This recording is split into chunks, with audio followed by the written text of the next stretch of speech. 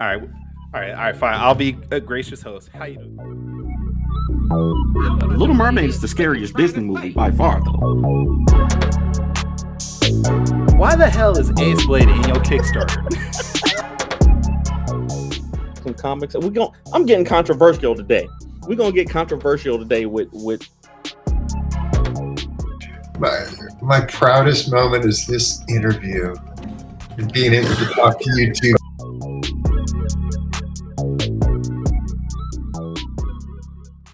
Ladies and gentlemen, boys and girls, children of all ages, Taurus Comics in collaboration with Fourth Wall Productions respectfully brings to you the 78th episode of the Four Tales podcast.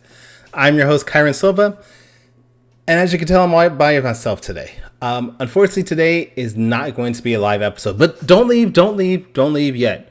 We do actually have an episode, but this episode has been pre-recorded with a brand new guest. On the show for today's episode is going to be Darryl Murphy. And we're going to do this a little bit differently than we did normally.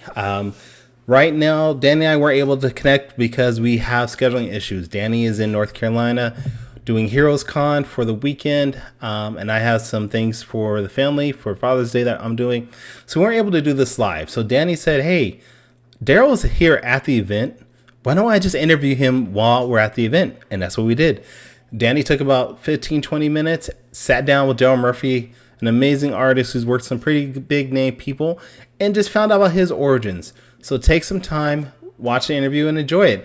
And, you know, if you want to support us and maybe we can find a way to get to you live, you can go to our website, fourtalespodcast.com, buy some merchandise, buy coffee. And we have also partnered with Dubby. So if you go to their website, dubby.gg, you can use our code 4TALES, number 4, TALES, and get 10% off all your order. But for now, take it away, Danny. What's up, everybody? It's your boy, Danny J. Quick, and we are here on location at Heroes Con in Charlotte, North Carolina. And I got the young legend in the making, Darryl Murphy, for the Four Tales podcast. What's been going on with you, brother? Working, man. Working, busy. I seen you working hard on the floor today. I see you work on social media, man. It all looks great. I'm just going to take a few minutes of your time to talk about your comic book journey, the projects that you're working on, and what you hope to do in the future. Is that cool? Yeah. All right, so for the people who don't know you, who don't know you yet, because they all going to know you soon. Tell us where you grew up and how you got into comic books. I grew up in Fayetteville, North Carolina. It's a dangerous city. I'll tell you that. Born March 19, 1992. Mm-hmm. Young man. What got me into comics was the Shonen Jump books they used to have in the stores. I used to read those and try to copy what I saw, try to draw it on paper. And then when I picked up my first Spider-Man and Red Hulk book, those what got me introduced to Spider-Man and Red Hulk, yeah. So Shonen Jump, you mean like Dragon Ball Z? Yeah. Stuff like that. Yu Hakusho. Yu Hakusho, yeah. Definitely. And now thinking about it, like I can see that energy in your work, like that manga influence. Definitely. So Spider-Man, is Spider-Man still one of your favorite superheroes? Is that he's one of my favorite ones. Yeah. Okay. From Marvel, the Marvel side. Yeah. DC, I have to go with Superman. Superman is the standard. I hate Superman, but I got my own reasons for that. But no, but that's cool though, man. So comic books, is it just a passion for you? Is it the storytelling of comics, like the panel by panel that you like, or is it just that it's so visual? What is it specifically about comic books that drew you in as a kid? I got to put myself in the story. Yeah. And it got to a point where it was almost as if I couldn't breathe without comics. All right. So, my brothers, my siblings, they would go outside, a lot of days, and I couldn't go outside. But I just stayed in the house, stayed in my room, and I started drawing. Every day it was just back-to-back drawing. Mm-hmm. So comics was, when I started being able to read comics, I had kind of put myself into the story, try to feel for the characters. Mm-hmm. And that's what I like to do. Even when I'm drawing these characters, like drawing the facial expressions, I still put myself in there. Yeah. I love that. I love that. It's great to be able to see yourself in the comics, but making yourself a part of the creative process kind of gives you an ownership of it. It's like, okay, I am one with whatever character it is, whether that's Spider-Man or Red Hulk, like you said. We can all relate to the character, so it's good to see that an artist is still it's personal. Yeah, you know what I'm saying. So I like that. What projects would you like to work on? Like if you were able to work on any project or any character right now from any universe, Marvel, DC, Indie, whoever, what kind of projects would you like to work on? I would like to work on a story about Darkseid. Okay. Because I feel like they touch on him, like, and they'll throw him in there, give him they'll give us a glimpse of Darkseid every now and then, but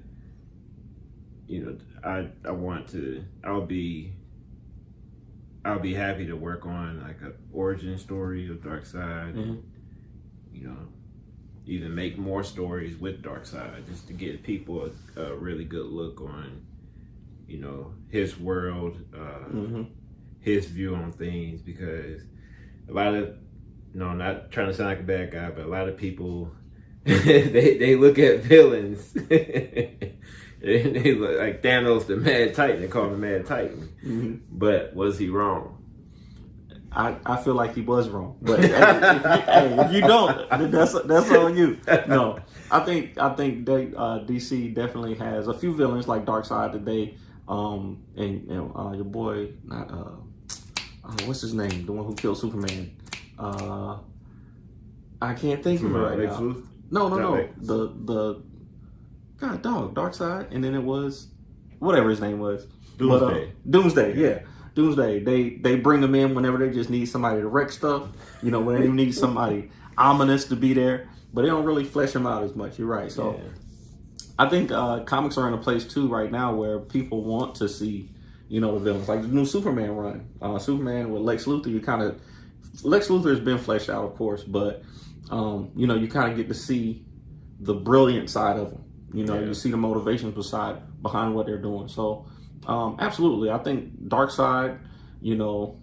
I think a lot of those villains, especially DC villains, they got a lot of iconic ones that could get stories. A lot of the Batman villains, I think, could do that too, for sure. Yeah, absolutely. So let's get back to your origins in comics. So you started. When did you start? Professionally trying to pursue comic books and drawing comics. And what was your first project? It was 2015 when I left home, left Fayetteville, went to Chicago, and went to the C2E2 event that year. So that's when I met the Hero Initiative. They brought me in, tested me out a little bit, see how I could draw. We raised about, I think, almost $10,000. Oh man! Yeah, 3 days. Nice. So, and they like my work ethic, and they sent me to after when I moved to San Diego, they sent me to Jim McLaughlin. He's the president of the Hero Initiative. He liked my personality, my work ethic.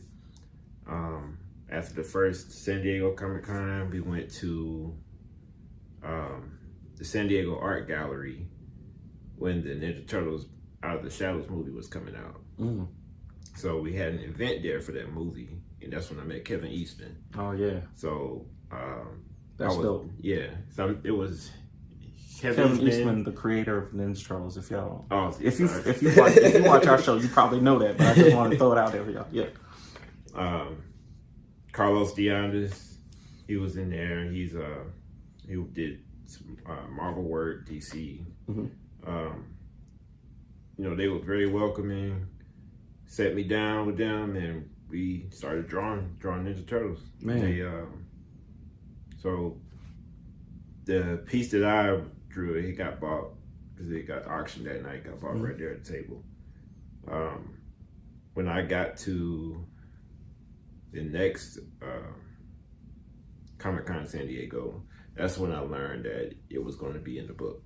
Oh wow! So the book is called TMNT 100 Project Book by Hero Initiative and IDW Publishing. That was my first one. Man, that's dope. Like your first, that's crazy. Like your first work as an artist is a Teenage Mutant Ninja Turtle book, and it's published right alongside all the greats who put their work in that book, and that's amazing. And I know the Hero Initiative, they've been here at Heroes Con. They're here at this show every week. I want to say the auction that they do on Saturday nights is with them. So yeah, you can like if you go to their stand, you can see the book that's up there. Yeah, so, yeah, that's awesome, man. That's awesome. So how do you beat that? How do you raise the bar from that? Like, where do you go from there? Is there a plan for you? Like, do they put you on other projects? Are you just looking for other work as an artist, or how do you manage that? Well, I was what was it? My plan from that was to network. Because networking is very powerful. Especially in person networking. For sure. So network, listen to tips that I get from other artists, creators, writers. Especially people who's been in longer than me. If I don't think it'll work for my art, I use it anyway. Apply it. You have to apply something, for it in order for it to be changed. So if it doesn't work, then I go back to what I was doing before. But if it does, I'll keep it and I'll move along with it, and I'll keep adding on when I get more tips. I can just add on to my skill level. Yeah, absolutely. And, I think that makes you versatile. I think if you can do even the things that make you uncomfortable, as an artist, if you give them a try, then you never know when you might need to use that down the road. So I think that's good, and that's good advice for y'all young artists out there. If somebody asks you to try it. You never know. Yeah, you never know for sure. So I see you got on the shirt. Oh yeah. How did we get to your own creator project? How did we get to the Revagen? I've been when I was young, I was playing video games a lot. I was in church a lot. So I over the years I was like, let me try to make my own self superhero. So it took a lot of developing, of course. I made some comics when I was young, but nothing like professional. But I remembered like the story. I remembered how the characters were supposed to look, the outfit and everything. So I redeveloped it after I got with WTF Comics, and we did a book, Miserable Monsters. I said I want to redevelop Revagen, so I did, and it took a while. It took a little while for me to finish it, but once I did and put it out for sale, the first batch sold out. Nice. So this is a story that you had in your mind ever since you were small. Since you were small, and you just brought it back, huh? Yeah. All right, that's dope. How long did it take you to make it? When you decided to redevelop it, how long did it take you from writing to drawing to lettering to printing? How long did that take? It took about 6 months. This dude, you hear I just say, it's about 6 months. It took me about 14, 15, 16 months to put together that first Ace Blade book. Hey, but that's why he's the young legend. That's why he's the young legend. But that's dope, man. So tell us a little bit about the story. Tell us about, what is your elevator pitch for Revagen, and who are the main characters? Revagen is about a demigod who wakes up in outer space with his memory wiped, and he goes on this journey, embarks on a journey to find out who he really is and why he woke up in space, why he wasn't raptured along with the humans from the biblical rapture. You're supposed to start with the rapture. You said the rapture happened, and there's a demigod in space, and he don't know why he's. See, we're gonna work on the pitch. Yeah. We're gonna work on the pitch. Yeah, I gotta work on that. you gotta start with the rapture. The rapture is the hook. The rapture happened, and this demigod is floating around in space with his memory wiped. You don't know what happened. The rapture is a big hook for sure. Yeah, it grabs people's attention. Yeah. Like I say it right on the floor. Yeah, but they're like, they're like, oh really? Let me get this. Because it's different. You gotta. yeah. It's like it's not hard to be original, be different. If you feel like you go with your first gut. Yeah. Instincts work, man. Because the moment you get online and you start looking at stuff, you go, oh, let me do this, let me do that. Mm-hmm. And then it's not going to be as original as your first thought was. Yeah, for sure. I like it, man. And I like that I remember you said that you were in church, a lot growing up. So having a rapture in there, be a central defining moment of the comic book, the inciting incident is I like that. So are there more biblical themes in the comic book? Or? Yeah, like so main character is me. His name is Red. Mm-hmm. So he meets a guy named Enoch from the Bible. Mm-hmm. What's up? Hey, what's up? That's how they keep going. Yeah. We're just doing the interview. You good? We're just doing the interview report. We almost done. He meets a guy named Enoch, which a lot of you know is from the Enoch from the Bible. So Enoch is telling him, that what he thought happened didn't actually happen. That he's been tricked. Mm-hmm. So I know in the beginning we talked about the rapture happening, but we found out that it doesn't happen. Just spoiling the comic already. But he's super strong. He has